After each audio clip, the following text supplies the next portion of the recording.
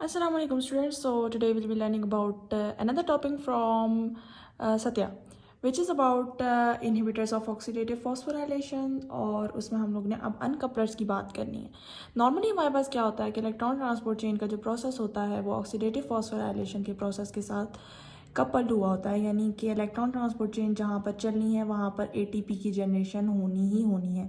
लेकिन कुछ अनकपलर्स आते हैं और वो इसको इलेक्ट्रॉन ट्रांसपोर्ट चेन को एक इंडिपेंडेंट प्रोसेस बना देते हैं. ठीक है, ये अनकपलर्स किस तरह से इसको करते हैं? सबसे पहले तो ये दो काम करते हैं. जो मेम्ब्रेन की परमेबिलिटी होती है, हमें पता है, मैंने आपको motor model of ATP synthase का एटीपी सिंथेसिस का बताया था कि हाइड्रोजन आयंस की पंपिंग से हमारे पास बेसिकली पंपिंग जो अक्रॉस द मेम्ब्रेन होती है उससे बेसिकली हमारे पास बन रही होती है एटीपी. ठीक है, तो ये क्या करेगा कि हमारी परमेबिलिटी जो हाइड्रोजन आयंस की है उसको बढ़ा देगा. ठीक है, और हाइड्रोजन आयंस की जो मूव करने का रेट है ये उसको भी बढ़ा देगा. ठीक है, तो ऐसे रिजल्ट क्या होगा, जब परमेबिलिटी हाइड्रोजन आयंस की बढ़ जाएगी तो हाइड्रोजन आयन को ज़रूरत ही नहीं पड़ेगी एटीपी सिंथेस जो कॉम्प्लेक्स 5 जो है ना उसके पास जाने की. बेसिकली जैसे मैं आपको अगर एक्सप्लेन करूँ तो हमारे पास ये कॉम्प्लेक्स 1 होगा, 2 होगा, 3 होगा, 4 होगा. तो यहाँ से जो हाइड्रोजन आयंस निकलेंगे यहाँ पे हमारे पास कॉम्प्लेक्स 5 पड़ा होगा. अगर इधर मेम्ब्रेन की परमेबिलिटी इधर ही ज़्यादा हो जाए तो हाइड्रोजन आयंस तो यहीं से निकल जाएंगे. नॉर्मल सूरत हाल में जब कपलिंग हुई होती है तब ये होता है कि मेम्ब्रेन की परमेबिलिटी इधर होती ही नहीं है, इसलिए मजबूरन हाइड्रोजन आयंस को उधर से एटीपी सिंथेस यानी कॉम्प्लेक्स 5 के उधर से पंप होना ही होना पड़ता है और वहाँ से एटीपी जनरेट करती है. लेकिन अब हमने एक तो इनका रेट इतना बढ़ा दिया, दूसरी परमेबिलिटी इतनी बढ़ा दी मेम्ब्रेन की कि फटाफट मेम्ब्रेन से बाहर निकल के मैट्रिक्स के अंदर आ रहे हैं. ठीक है, एक तो ये कर लिया.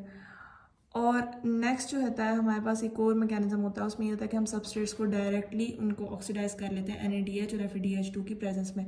इन दोनों काम से क्या होता है कि हमारे पास जो एनर्जी होती है वो ATP में कन्वर्ट नहीं होती है, वो हीट के तौर पे डिसिपेट हो जाती है.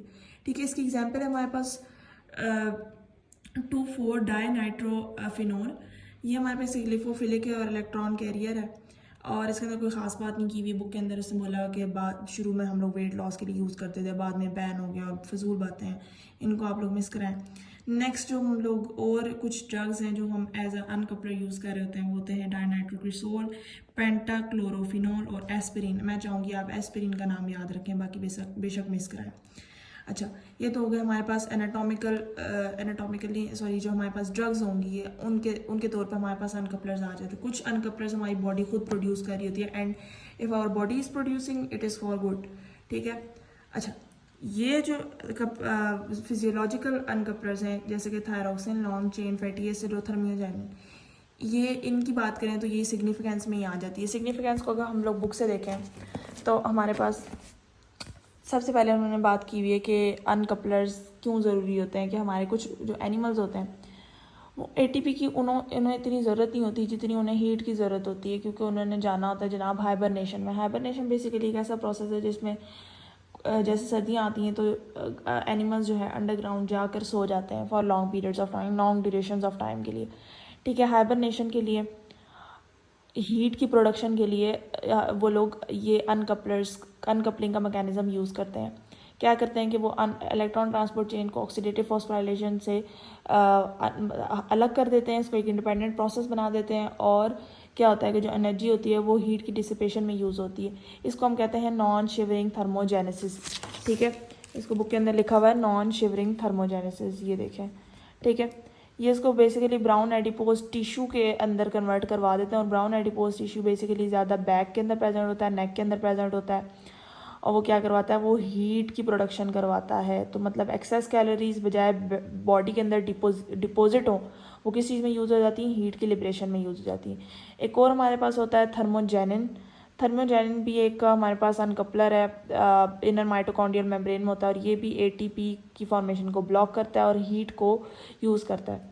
सर्टेन आयनोफोर्स होते हैं हमारे पास. आयनोफोर्स मैंने आपको बताया कि अनकपलिंग में मेम्ब्रेन की परमिएबिलिटी बढ़ जाती है आयंस के लिए, और मेनली बेसिकली वो कौन से आयंस होते हैं, हाइड्रोजन आयंस. ठीक है, तो जो कंपाउंड्स हाइड्रोजन आयंस की परमेबिलिटी को मेम्ब्रेन से बढ़ा दें उनको हम कहते हैं आयनोफोर्स, और ये एज अ अनकपलर यूज़ हो रहे होते हैं. ठीक है, मज़ीद आयनोफोर्स की अगर हम एग्जांपल देखें तो इसमें हमारे पास एंटीबायोटिक्स आ जाएंगी मेनली. ठीक है, एंटीबायोटिक्स जब हम खाते हैं तो हमें पता है अपना जिस्म थोड़ा गरम गरम लगना शुरू कर देता है, ठीक है। तो इसकी मेन रीज़न यही होती है अनकपलिंग। इसमें हमारे पास बेलिनोमाइसिन और nigericin, ionophores for potassium ions, तो ये सारा कुछ आ जाएगा।